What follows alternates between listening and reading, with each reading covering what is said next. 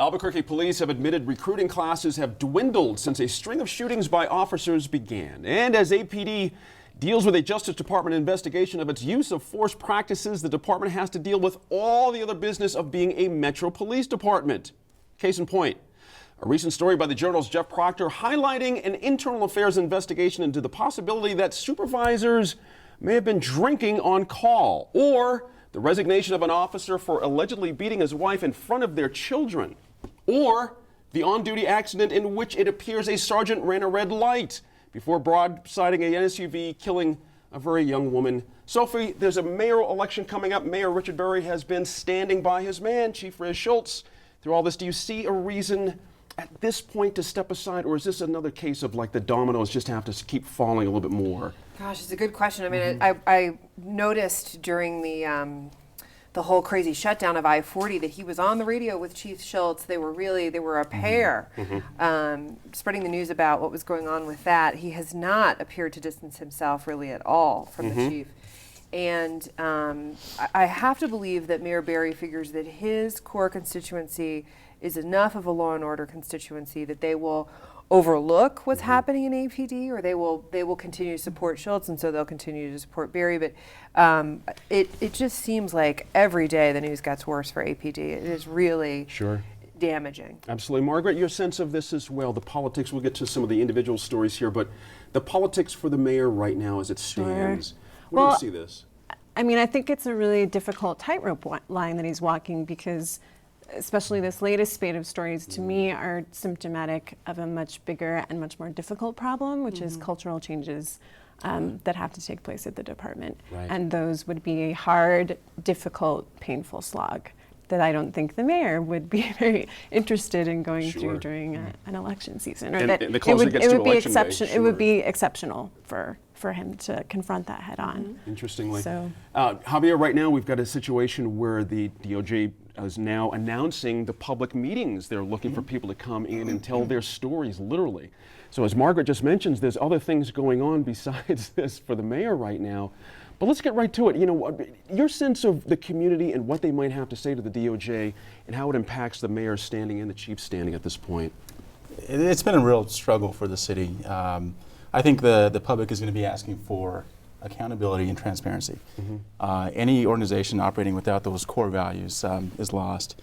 And you know, over the last few years, we've outpaced much bigger cities as far as police shootings, even New York City. And I'm very interested for people who imply that Albuquerque is a more violent city or an especially dangerous city. I just don't have that feeling, and it seems like it is the cultural issue that needs to be taken on and addressed. There are bad apples. There's also good apples, but it's definitely something that has not been addressed. And the mayor originally ceded responsibility for it all to Darren White, the chief public safety officer. That didn't go so well, huh? Yeah, didn't work out so well either.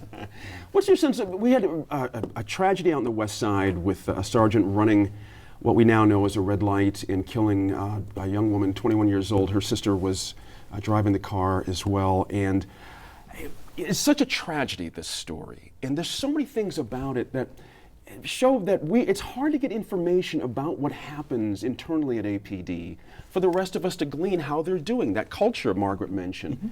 Is there a breach there? Do we not have the ability to get enough information about these folks?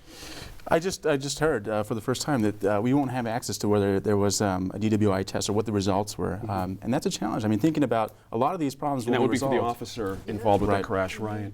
Will be resolved through lawsuits that we, the taxpayers, are going to be responsible for. So it's definitely something that remains to be answered. Right. And Jamie, that what we're talking about here is by protocol with APD, if there is an accident, you do get tested. However, by APD rules, that stays internal. The public is not privy to that information, so we may never know if that officer was in fact impaired or not. It's one of those things that gives people not a lot of confidence. No, I think the outcry is only going to increase the more that people are made aware of this issue.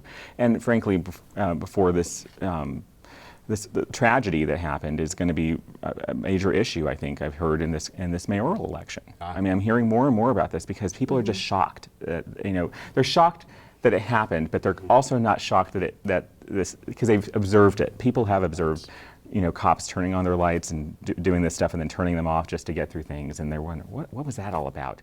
Yeah, Is that really an official reason for doing that? I appreciate you bringing that up, Sophie, Jamie, for Sophie, because what's interesting about this, if you think about it, he was off his shift 2 hours previously.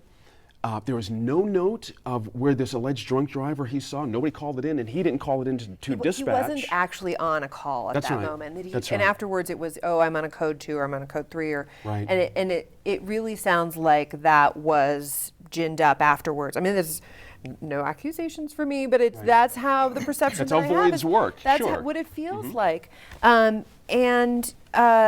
These young women, one very seriously injured, the other, as we discussed, killed.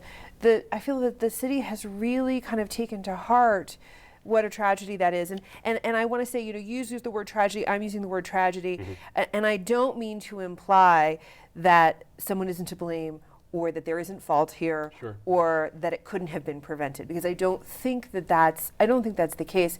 But it is really challenging when we come up against this sort of feeling that APD is not going to be forthright with us about Right. That's right. what happened. And I'm sort of reminded, actually, a couple of years ago, because this discussion has been going on in this community and around this table for so many years now. Somebody, and I don't remember who it was, who said, I think that people in Albuquerque all trust APD. And everyone else around the table going Right. like that. and I think that lack of trust, yeah, probably there are people who do trust APD, but so many members of our community have learned the hard way that it is not a uniformly well-run or uniformly great organization. Exactly right. Great place. Yep. And one Please. thing I would just like to add to that, I do think that an important issue was raised recently when the Albuquerque Officers Association had mentioned that in one of their internal union surveys, that 80% of their respondents said that morale is low in the police department. And we've charged these people, these public servants, with an incredibly difficult job.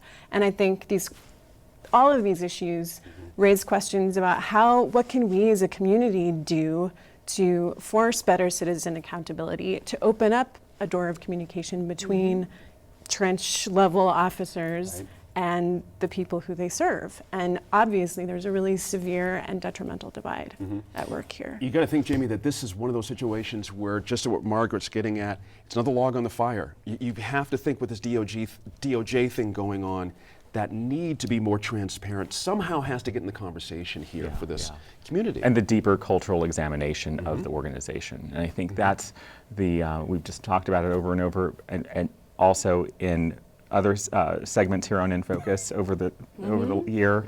I mean, we've just been getting at this, and I think that the DOJ investigation may actually be the results of it may actually be the start of this conversation. You know, it's early.